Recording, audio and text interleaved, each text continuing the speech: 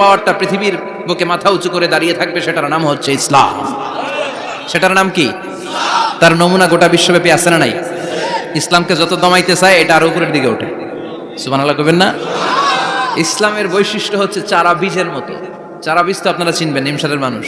বীজ, ইসলাম হচ্ছে বীজের মতো। ইসলামের শত্রুরা ইসলামকে মাটিতে গেড়ে দিতে চায়, কিন্তু ইসলাম হচ্ছে বীজের মতো, চারা বীজ। চারা বীজ মাটিতে গেড়ে দিলে কি হয়?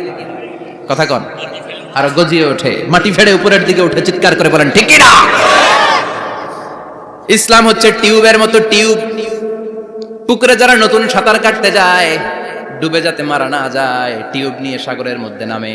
এই টিউবকে যত আপনি পানির নিচে ডুবাতে চাইবেন, টিউব আর উপরের দিকে ভেসে ভেসে ওঠে। সুবহানাল্লাহ পড়েন।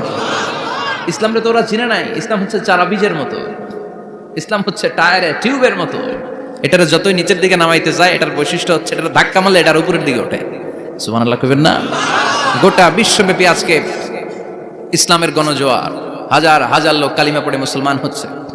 গত কিছুদিন আগে আফ্রিকাতে এক লোক এক গ্রামের কয়েক হাজার মানুষকে এক ময়দানে দাঁড় করিয়ে একসাথে শাহাদাতের বাণী পাঠ করিয়ে মুসলমান বানায় ফেলছে। এই আফ্রিকার বুকে এতদিন আমেরিকার কাজ ছিল, এটার বলে তানসীর, Christian missionary. Lakh lakh dollar দিয়ে আফ্রিকার দেশগুলোর মধ্যে গরিব গরিব মুসলমানগুলোরে তারা নাসারা বানাতো। এই বিষয়টা যখন মুসলিম স্কলারদের নজরে এলো, এখন গোটা বিশ্বের সব মুসলিম স্কলাররা আফ্রিকায় যে ইসলামের দাওয়াতকে প্রচার করে দিচ্ছে। গ্রামকে গ্রাম খ্রিস্টান সম্প্রদায় লা ইলাহা ইল্লাল্লাহ মুহাম্মাদুর।